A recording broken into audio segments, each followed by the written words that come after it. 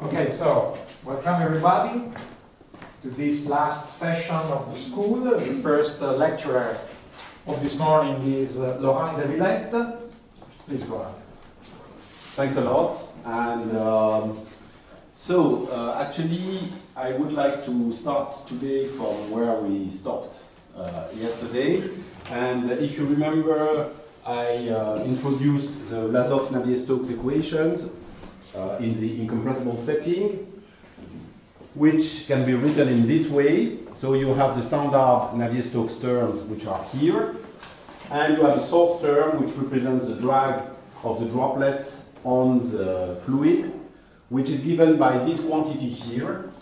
So you integrate over all possible velocities the density, the phase space density of droplets, and here you have basically the force up to some constant which is related to mass, which is exerted by the droplets on the fluid. And in general, this thing is proportional to the velocity of the droplets minus the velocity of the fluid. And then you have this term capital F here, which in real models is something which still depends on modulus of V minus Uj. But here for the mathematical analysis, I will suppose that it is a constant. And let's say this is reasonable in settings where, for example, the Reynolds number is very low and you have something which is close to a Stokes law. Anyway, this is the hypothesis I will have in the rest, that capital F is a constant, and it's the same for the rho J, which is the density of the gas, and M, which is the mass of a droplet. I will always assume that all of this is a constant. Now you have the coupling with the F, which is here, which is done through this kinetic equation of Vlasov-Navier, which is the reason why it's called Vlasov-Navier-Stokes. And you have the usual kinetic part of the equation here. And here you have a Vlasov term in the sense that it's a divergence in V of something times F. And what you put here is basically exactly the opposite to what is here. And you can recognize the capital F, the Uj minus V, which is of course the opposite to the V minus Uj that you have here, and the M instead of the rho J, which is a mass constant in the equation.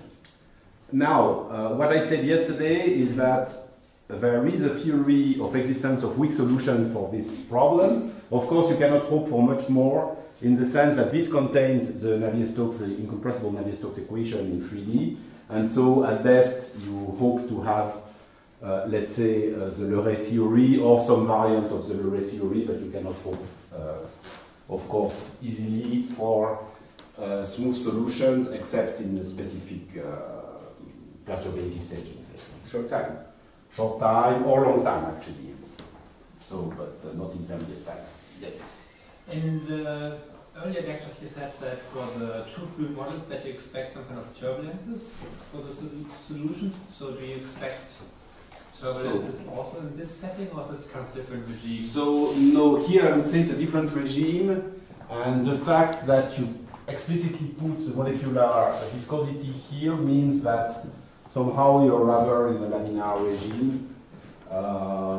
So depending on the application, it's more or less reasonable to suppose this. So this one is really used in computations for the lung, but certainly also in very many other situations. Excuse me, F is given, so it's known, or is the a capital F is a number. Is a number, so outside the G. parameter. You can forget if you want to do the math like this. You can forget. But of course, then I will say a few words about what happens when it's, for example, a function of modulus of V minus Uj, which is what happens in many numerical codes. Okay. I have written here what I said yesterday, that is there is energy conservation, and this is actually the basic a priori estimate for the problem. So let me explain quickly how you do that. So you take the kinetic energy, which is the sum of the kinetic energy of the gas, so rho j uj square over 2, and you integrate in x, plus the kinetic energy of the particles, and then you have to take the number density of particles, you have to multiply by the mass, by v square over 2, and you integrate in both x and v. So this gives you really the total energy in the system. And when you compute its derivative in time, well, of course, here you will get rho j uj dt uj,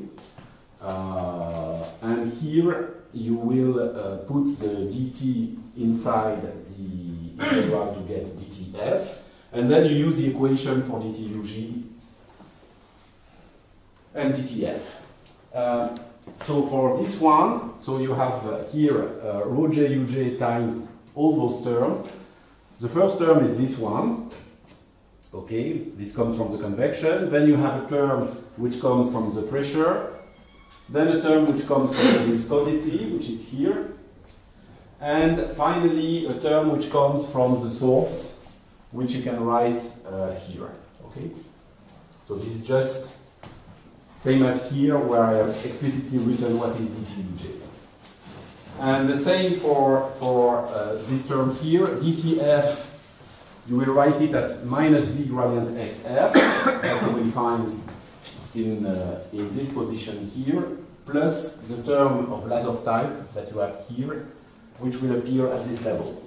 Okay? So you have all those terms that you have to deal with. A certain number of them are easily shown to be zero. So for example, this one is a gradient in x, you're in the torus, so you eliminate it. This one, the pressure term, is uj scalar product with gradient p. You do an integration by part, and you will recover the divergence of uj, which is 0 because it's incompressible. So this one also disappears. And then there is this one, which is a convection term, and here it is a very standard estimate coming from the work of Hilbert, I think, in which you can see that by performing integration by parts, thanks to the incompressibility condition, this is also 0. So it's very easily seen if you take components. And you end up with only those three terms. So this one is the usual term that you have in the Euler theory of the Navier-Stokes equation.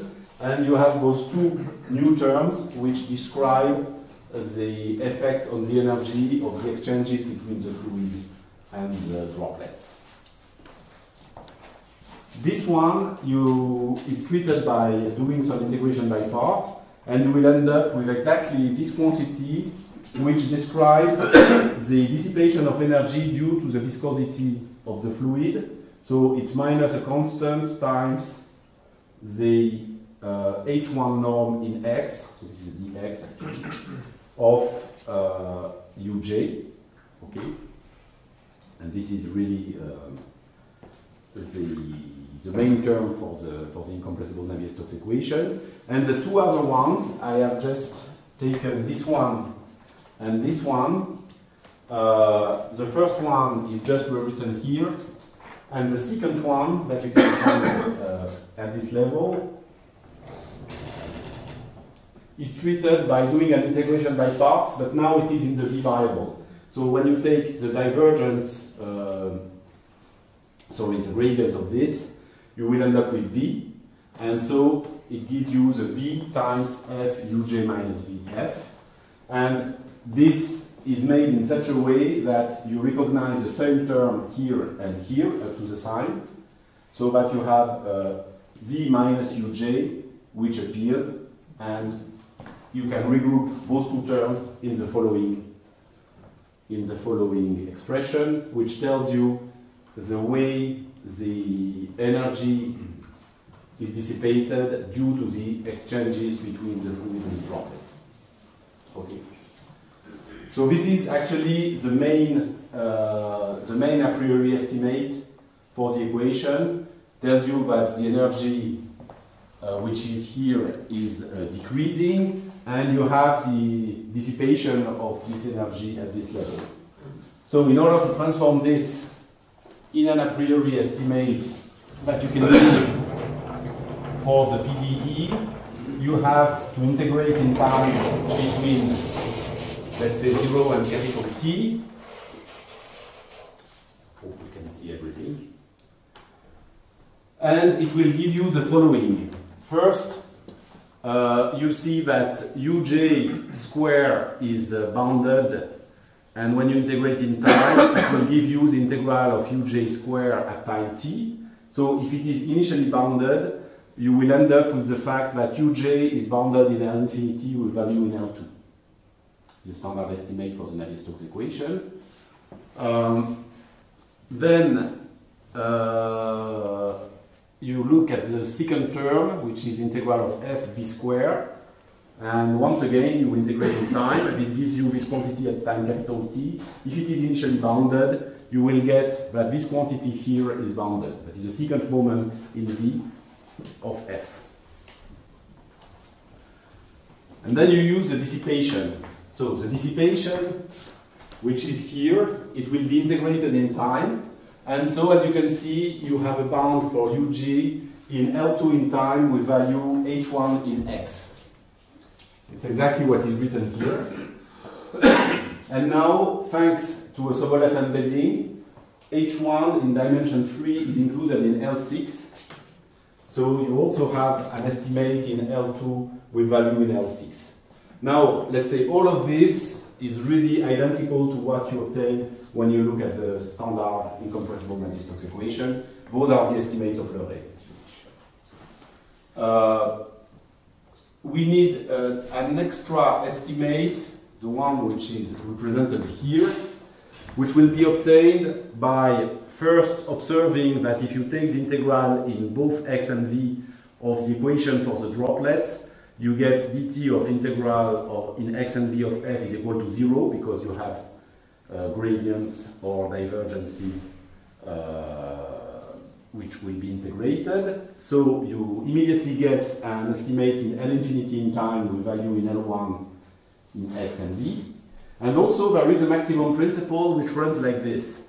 So the difficulty for the maximum principle is that you have a function which depends on v inside the divergence. So in order to get an infinity estimate, you have to expand this divergence like I did here. So you have a first term which will be scalar produced with the gradient Vf, and a second term which is actually the divergence in V of minus V, and divergence in V of minus V in dimension 3, it will give you minus 3. So when you put it on the other side, you will get 3 here. And these are constants. So as you can see, now this will give you an L infinity estimate which actually grows like exponential of this constant times t times the initial L infinity norm. So the maximum principle is not a maximum principle in the strict sense, that is, it's not like you will always stay under the maximal value of f0, but it grows exponentially at most. Of course, this is not stable when t goes to infinity. Okay? It's something which is valid only for given times. This gives you this last information here, that f is bounded in L infinity. And now the whole point is that starting from those informations, you want to know if you can define the quantities which appear in the equation. So, I forgot one. Let's say uj gradient uj. Actually, this one, which is the convective term in the Navier-Stokes equation, is something that you already have to treat in the Leray solution. So this is done, let's say this is known, this has been known for a long time, and it's okay with the estimates that you have here. Okay, it has nothing to do with the droplets. Then you have to know that integral of Vf dv is well defined, because this is the first term of the right-hand side of the first equation. And so you have to know that this quantity, let's say, is in some reasonable space. But this is automatic because you know that F is bounded in L infinity with value in L1, and also that the second moment is bounded. So this is the first moment. So this quantity lives naturally in L infinity in time, L1 in space. Okay? So this one is okay. Now, the last one is the most interesting one. It is, as you can see, uj multiplied by the integral of f dv. So this is sometimes called rho, but it's a little dangerous here because it's not rho j. Okay? So I will keep it in this form, integral of f dv. And one should wonder if this is well defined if you suppose that you have those elements. If you try to do it directly, you see that it doesn't work in the sense that this, according to this information, you have L infinity in time, L1 in x for this quantity. And for this one, you have L2 in time, L6 in x. Okay?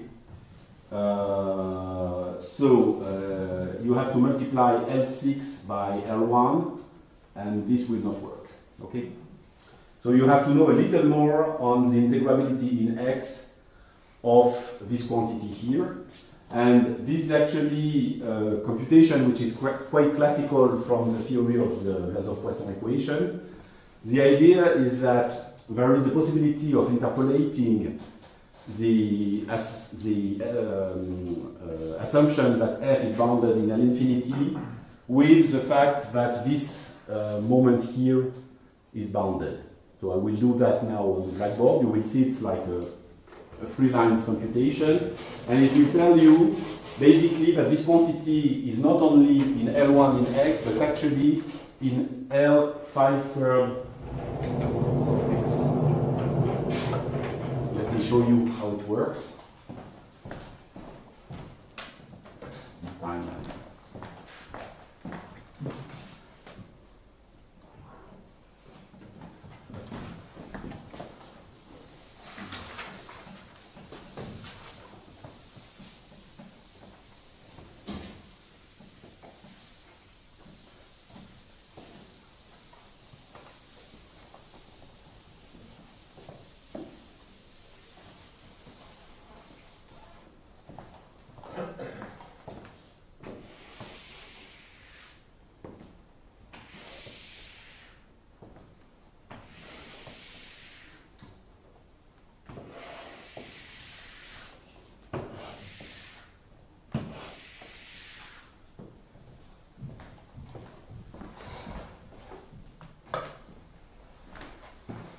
Okay, so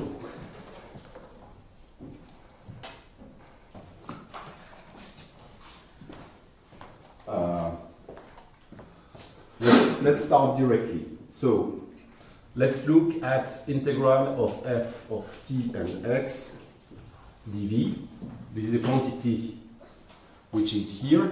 Sorry, f t x and v dv, and I write explicitly t and x inside. I will now cut it in two parts. One part which is for small v, like this, and like one part which is for large v.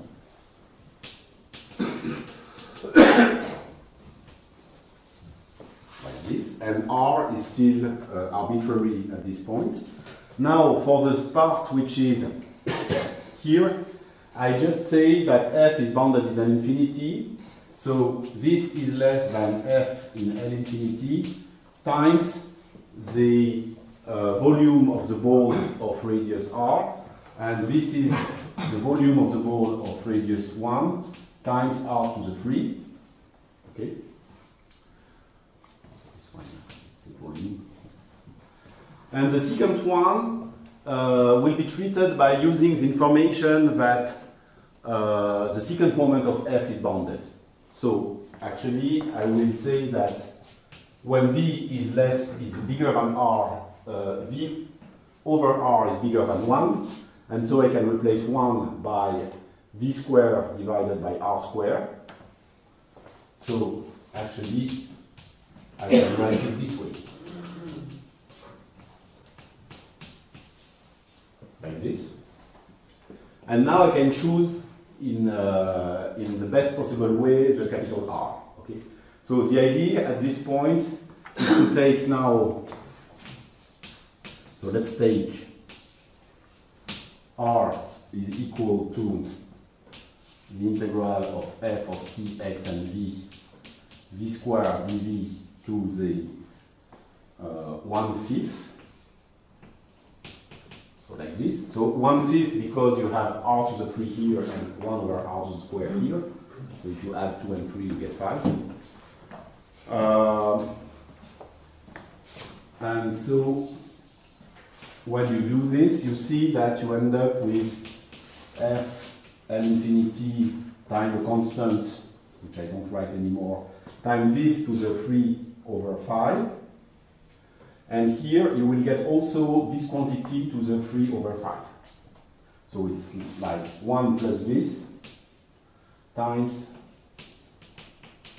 this quantity to the 3 over 5.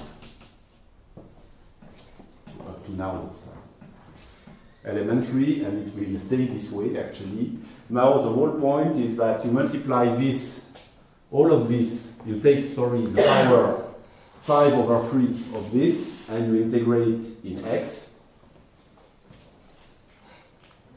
Yeah. This way. So this ensures that if you look now at this quantity, you take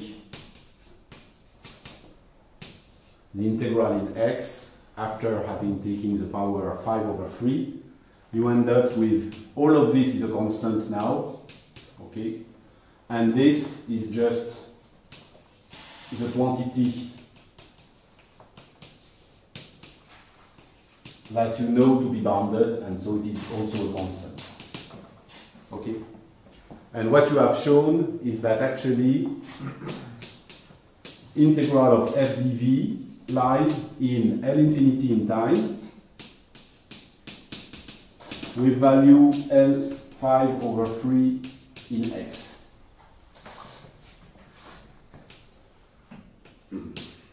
Okay?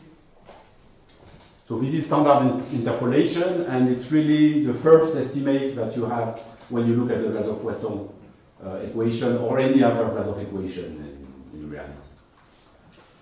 So, thanks to this, you can now try to see if you know enough to multiply those two terms. So let me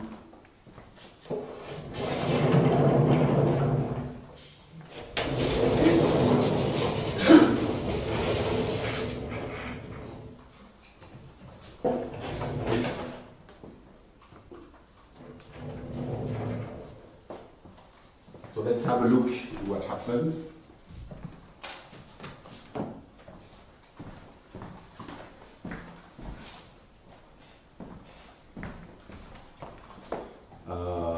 Yeah.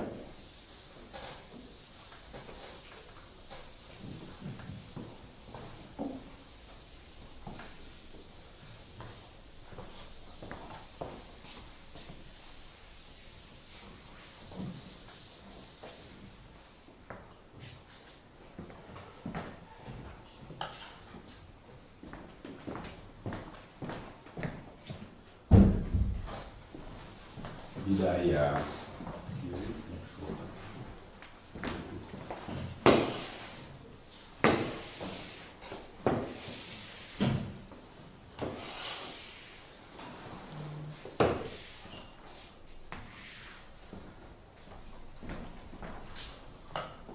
Okay, so now the situation is the following. I have uj, which lies in L2 in time, L6 in x, I will write it in this simplified way, and integral of f dv lies in L infinity in time, L 5/3 in x, and the question is it possible to multiply those two things?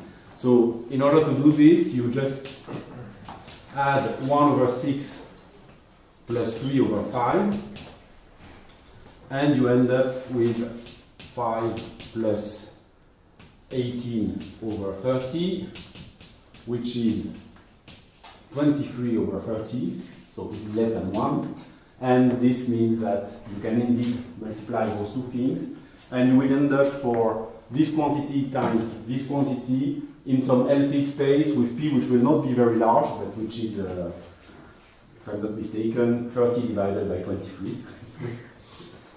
And so it works, okay? Now it's, okay, so this tells you basically that uj times integral of f dv lies in L30 over 24 in x, and in t actually it is still L2 because you multiply by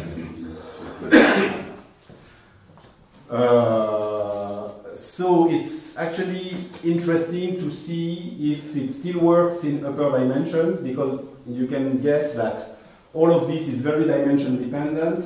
You use the Sobolev embedding for the uj, so instead of L2 to the L6, if you're in dimension 4, you will be in a lesser LP space. And also, in the computation that is here, there is the r to the 3, which comes from the fact that you're in dimension 3. So if you're in dimension 4, you will sort of degrade the estimate which is here. Instead of having 5/3, you have a different exponent. And then you can try to see if it still works. And actually, you can see that it is still okay in dimension 4, but not in dimension 5. So this computation is dimension dependent, and it stops at a certain dimension.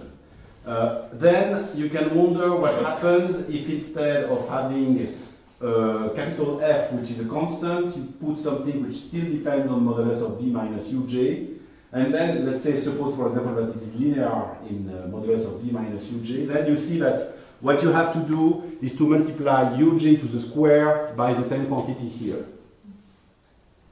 And so of course this is a degradation of the computation here, and you can try to see for which dimension it still works. And actually, when I took something which is linear, it doesn't correspond to what you can see really in the code. So in principle, you can compute for each dimension the maximal, let's say, power that you can put in the dependence of capital F with respect to V minus uj. All of this is something that is in some sense necessary to define things. If you forget about the term in the energy in which you have the dissipation due to the dissipation which is due to the interaction between particles and the fluid. If you add this information, then there is some hope that you can sort of improve those estimates. Let me finish with this first part of the last lecture by saying that once you have defined the terms in the equation thanks to the a priori estimates, in principle you have done, I would say, 1/3 of the theorem.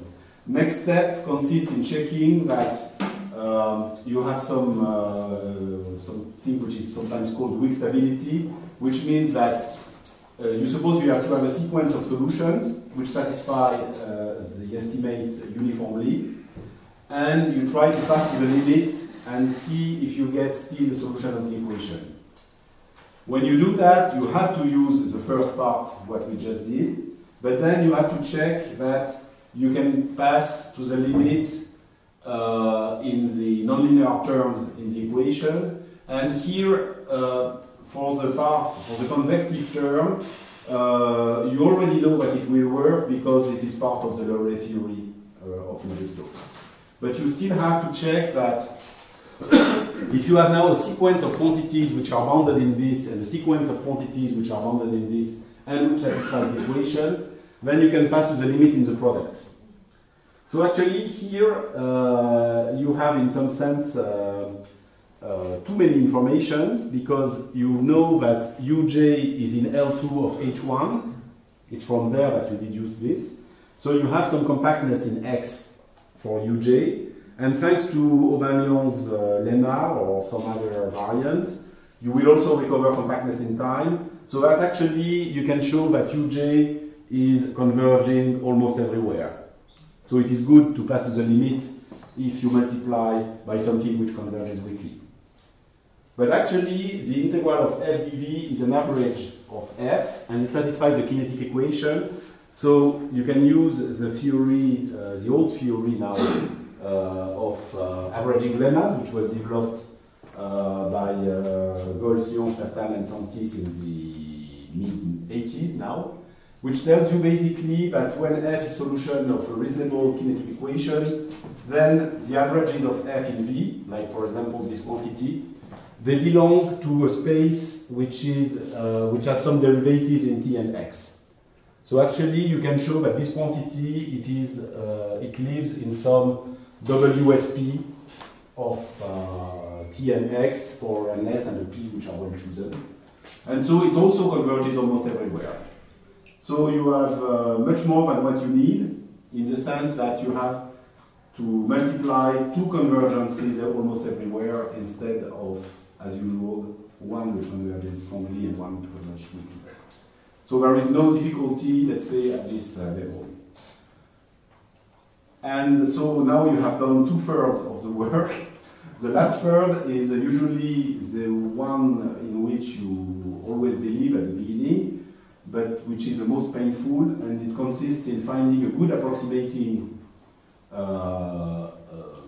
equation, let's say, or situation for the problem that you're looking for in order to get existence.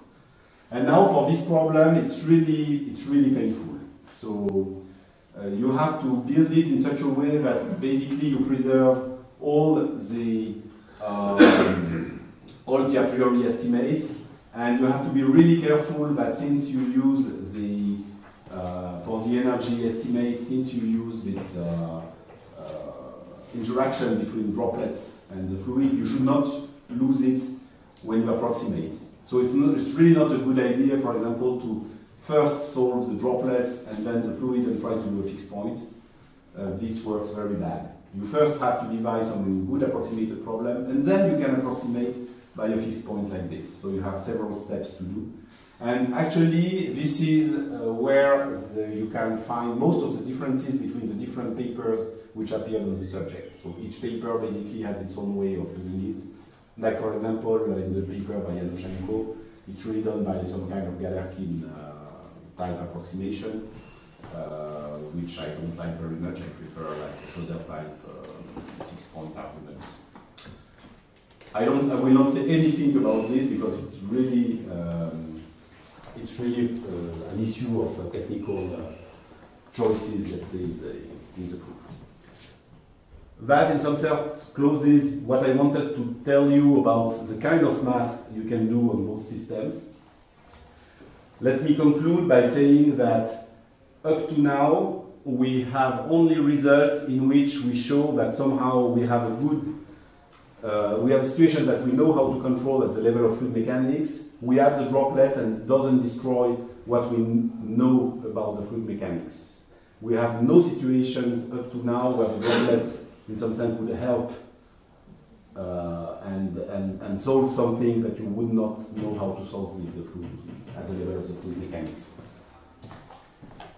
Okay, so now we have about 20 minutes to speak about the links between the different modeling levels that I described.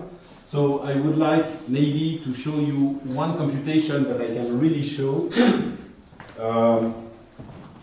And this is how you pass formally from the Higgs-Spray equations that I wrote down yesterday to the macroscopic models that I presented at the beginning of the lecture. So this is completely formal, and I think it will stay formal for a long time, because if you remember, the final equations are not to be ill-posed even linearly. So I doubt very much that someone could get even a small time result in this direction. What could be maybe done at a rigorous level would be to look at the same equation with some viscosity somewhere, which stabilizes the final equation. This is maybe something that one can go for. Okay, let me, so this is called, let's say, from sprays to multi-phase flows equations. So let me recall the equation for the sprays, and now I will put an index epsilon in the equations. So it writes like this.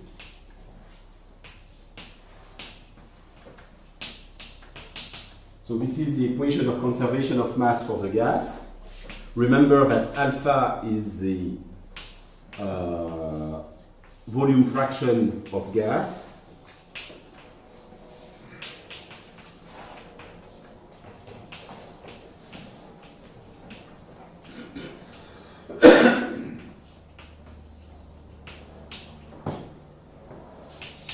Remember that the alpha is outside of the gradient in front of the pressure, and here you have this term f v minus u epsilon j f epsilon dv, and I add to this the equation which gives you alpha in terms of the volume fraction of the droplets. So it's like this. So up to now, epsilon appears only as an index in the unknown. But in the last equation, I will now suppose that in the kinetic equation for the droplets, so if you remember, you have some complicated terms here. So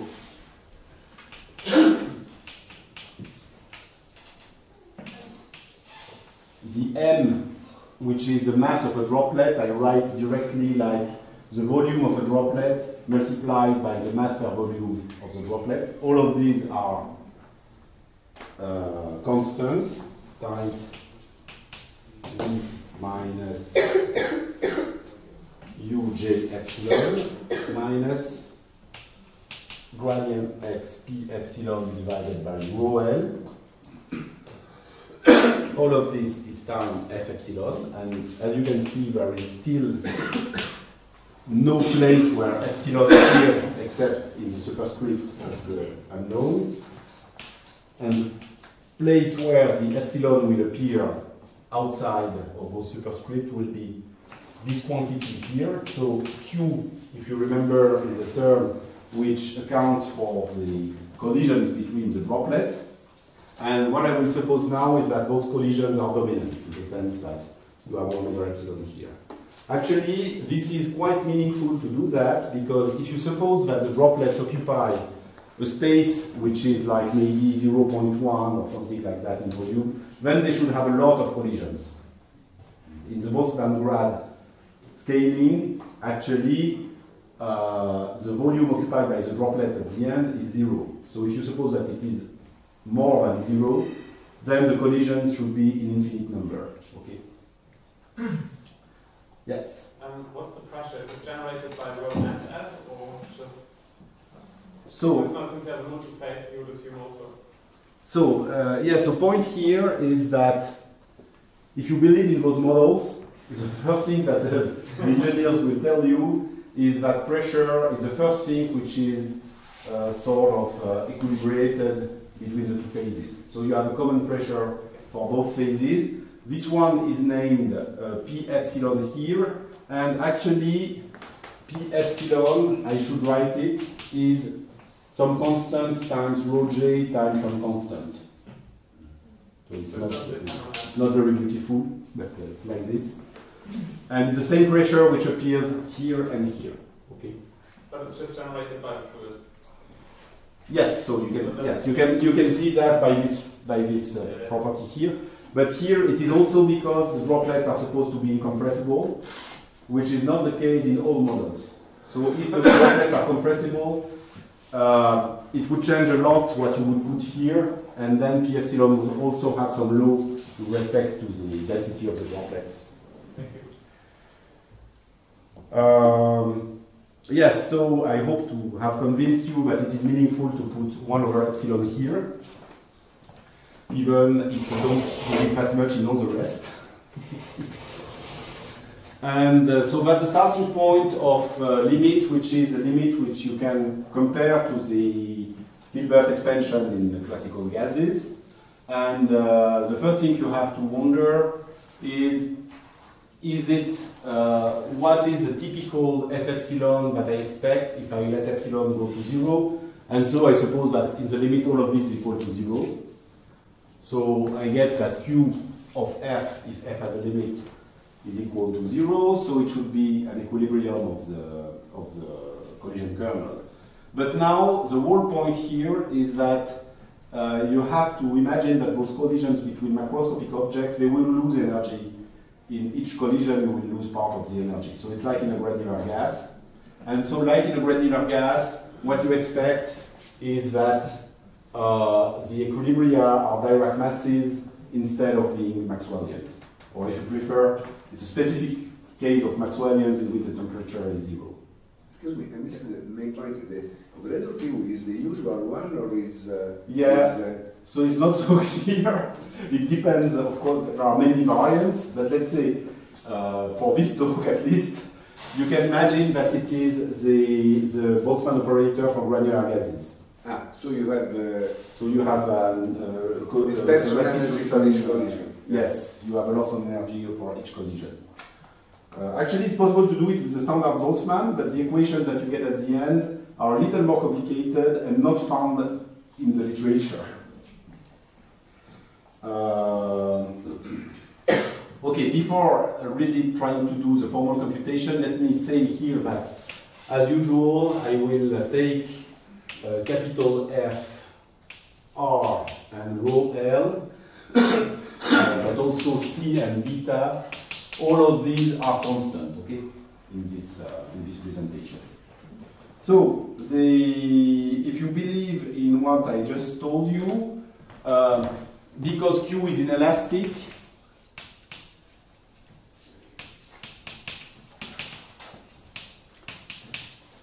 Q of J is equal to 0 means that J can be written as, let's say, I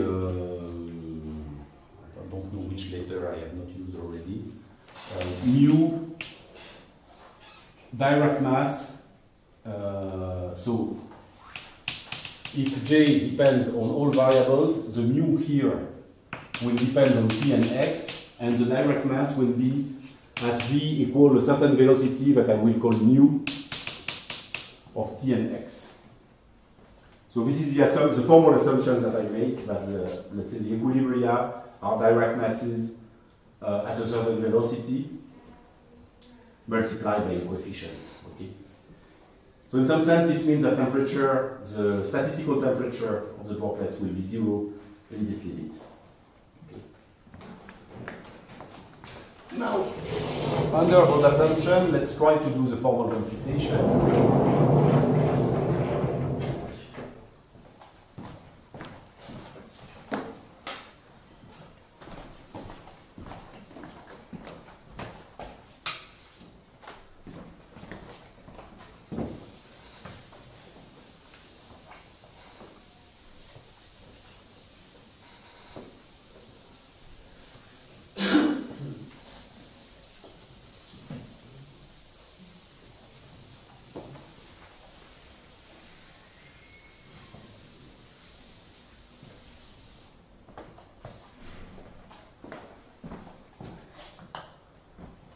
Actually, I will miss something.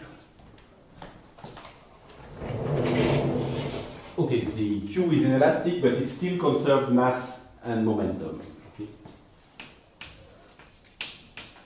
We still have that integral of q of j dv is equal to 0 and integral of q of j v dv is equal to 0. Okay.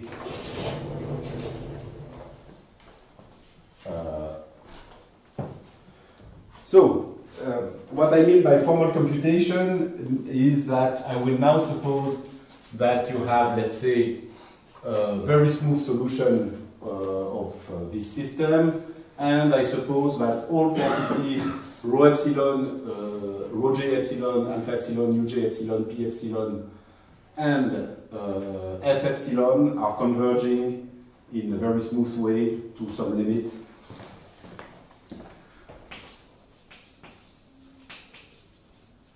That I will call with the same letters, okay? So rho epsilon converges to rho, u epsilon converges to u, p epsilon converges to p. Anyway, p and rho are related by the formula, which is a law of nature, and the same for alpha epsilon and f epsilon. Okay?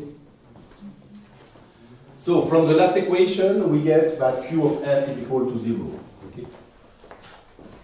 So first, q of f is equal to 0.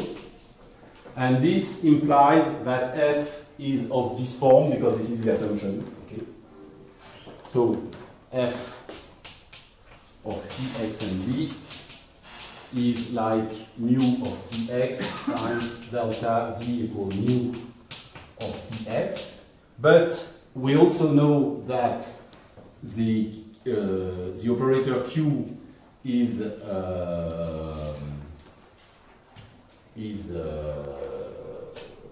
preserving mass and momentum, and so this enables to compute mu and nu.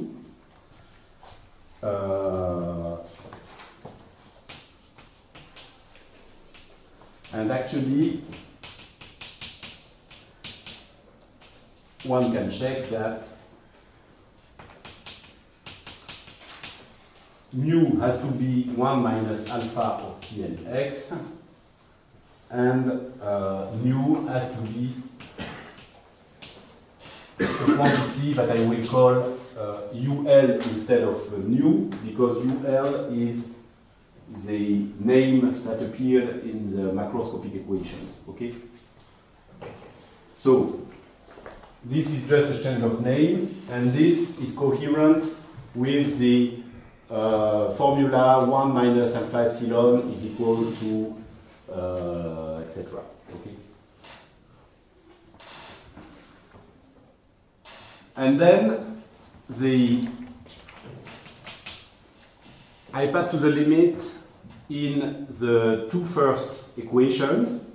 So for the first one, there is no difficulty.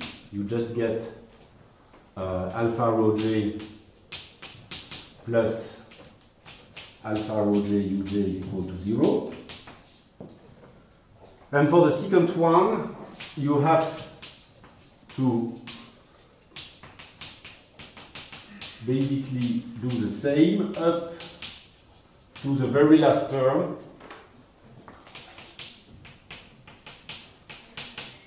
in which you have to use what you know on f epsilon. That is, that f epsilon is equal to this.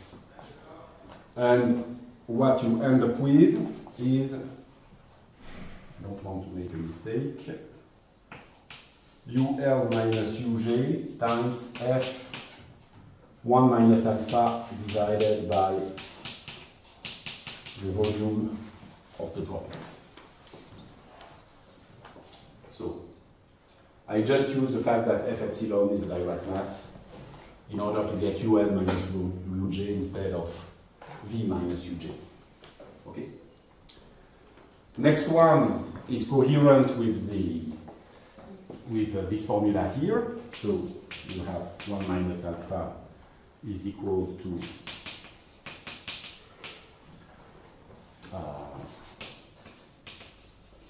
this. The pressure law is identical at the limit. And then most of the work consists in transforming the kinetic equation in macroscopic equations, knowing that f at the limit has this form. Okay? So in order to do that, the only way which is meaningful consists in integrating the equation against 1 and v, because you know that thanks to this property, the part with the collision kernel will disappear. Okay? So, I take the last equation, the one with f epsilon, and I integrate it against 1 and v, and more precisely, so it goes like this. I will use different constants, so instead of 1 I put this constant, and instead of v I put this constant here, which exactly means that I use the mass and the momentum of the droplets instead of their number, density and velocity. Okay. So against f epsilon dv, the term with the gradient x gives me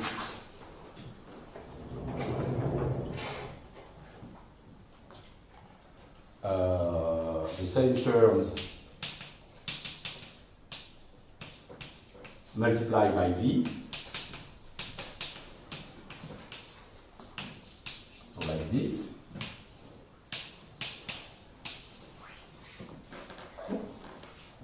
And now for the big term which is inside the divergence in v, you see that in the first part you have multiplied by something which does not depend on v, so you will get 0. And for the bottom part, you will take the divergence of v, so you will end up with just nothing. So let me write it starting from my notes, because I don't want to make a mistake here. So it will be 0 and okay, so this is just an integration by part in v.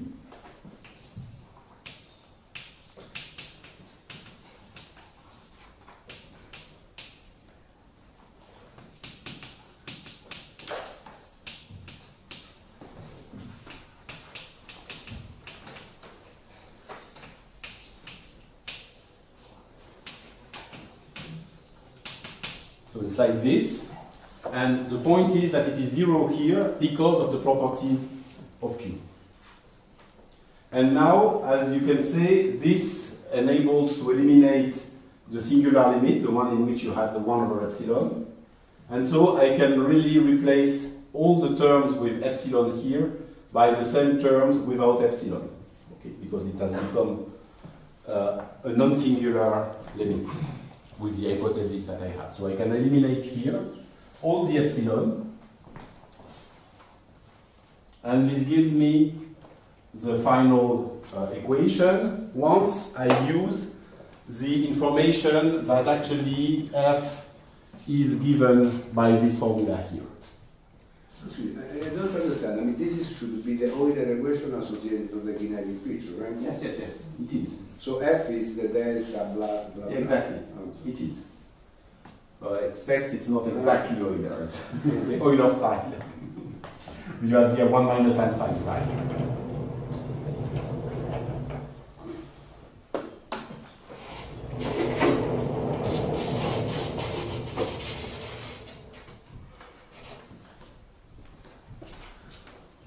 Maybe one last time.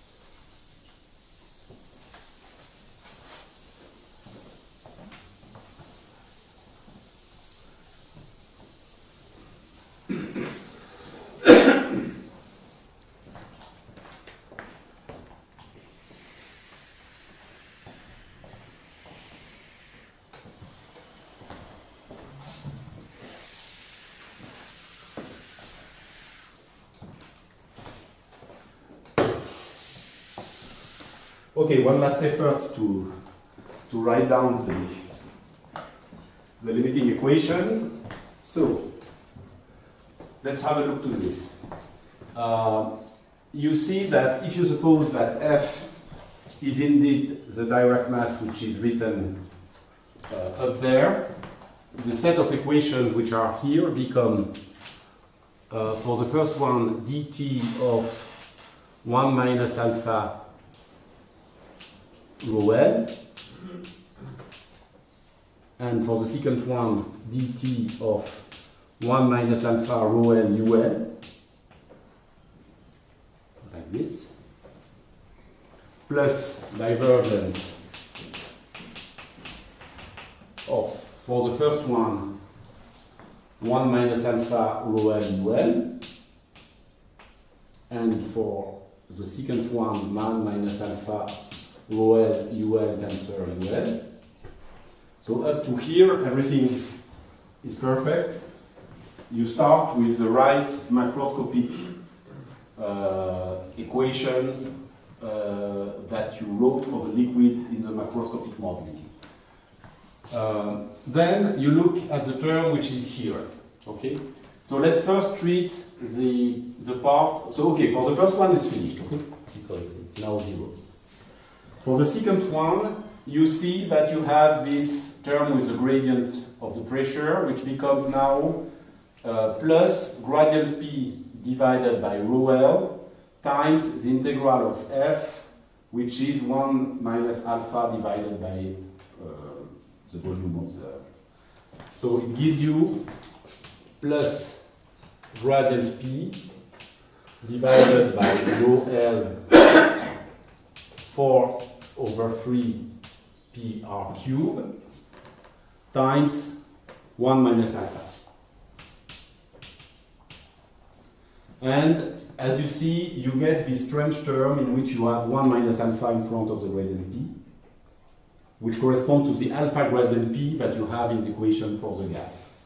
And this is coherent with the macroscopic equations of Ishii. And then you have the last term which comes from the F term here. So here it is maybe better to write it on the right hand side of the equation. So you will have a minus 4 over 3 PR cube R rho L, which is actually divided by exactly the same quantity. So those ones will cancel. And you have V minus Uj. And the V becomes UL because small f is a direct mass at point UL. And you still have the 1 minus alpha and the integral of f dv is given by, so let me check because I don't want to put the term here. Yeah, so it is still divided by this one, which comes from the formula 1 minus alpha is equal to volume times integral of f dv. And there is still the capital F, which has to be put somewhere. And if I'm not mistaken, this should give exactly the opposite of the term that you have in the equation for dt of the momentum of the gas. And I guarantee that I did not cheat. I did not just write the opposite. I really checked it at the end.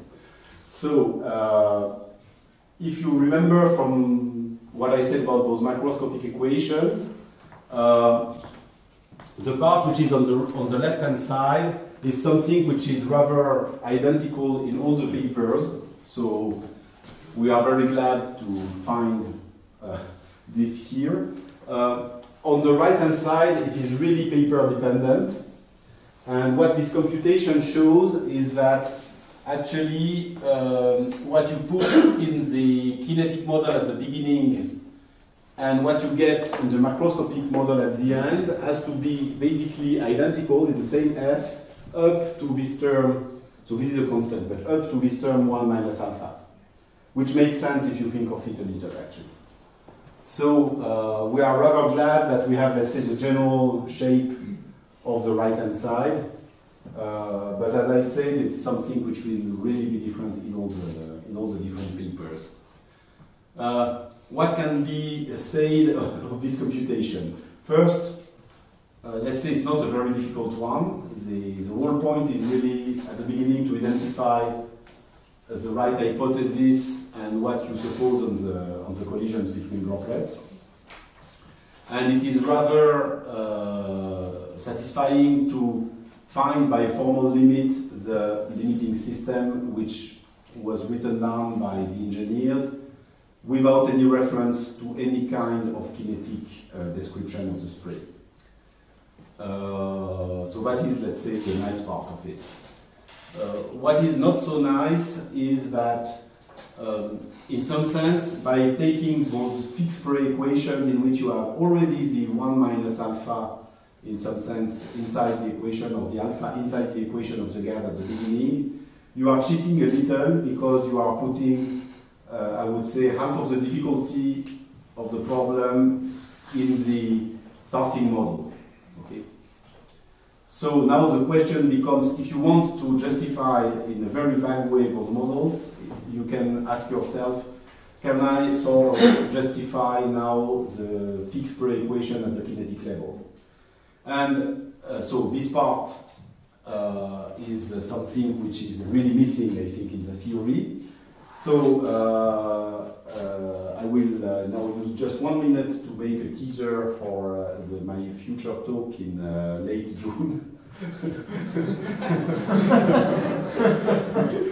So actually we have now a quite reasonable theory, at least at the formal level, for taking, let's say, microscopic style models, which in that case would be the standard equations either of fluid mechanics or of Boltzmann type, and in order to get the thin spray equation, that is the equation in which the alpha is not explicitly written inside the equation.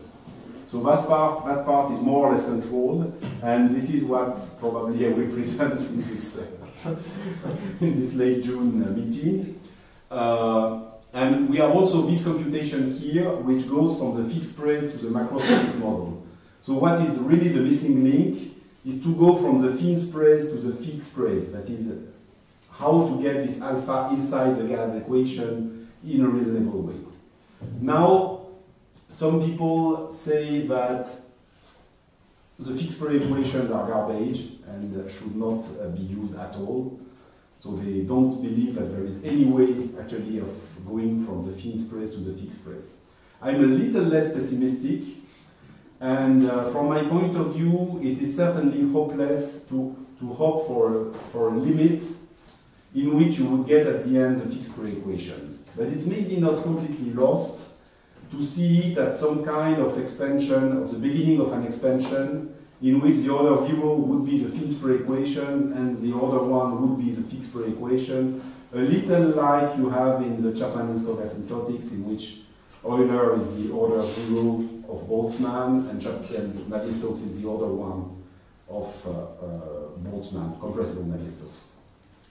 So that is, let's say, maybe a very optimistic idea, but it's really what I would like to try now. Also, extremely recently, I worked with colleagues from the Atomic Agency and the University Paris 6, Sorbonne Université now.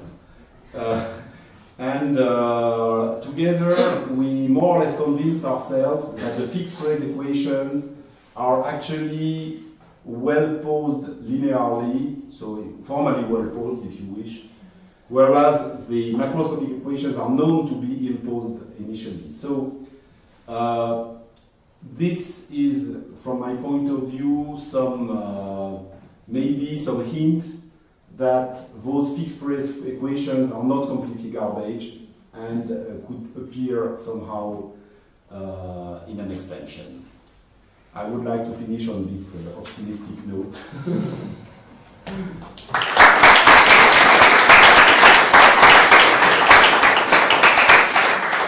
So thank you, Laurent. Are there any questions, remark, comments? Please. You said that you at some point that you considered whether it works for 4 dimensions. Mm-hmm. But I mean, you could also maybe ask the opposite question. If you go to 2 dimensions, we know that the fluid equations are nicer.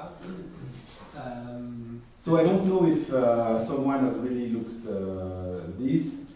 In some sense, yeah, because you could start from the 3D equation and suppose some symmetry.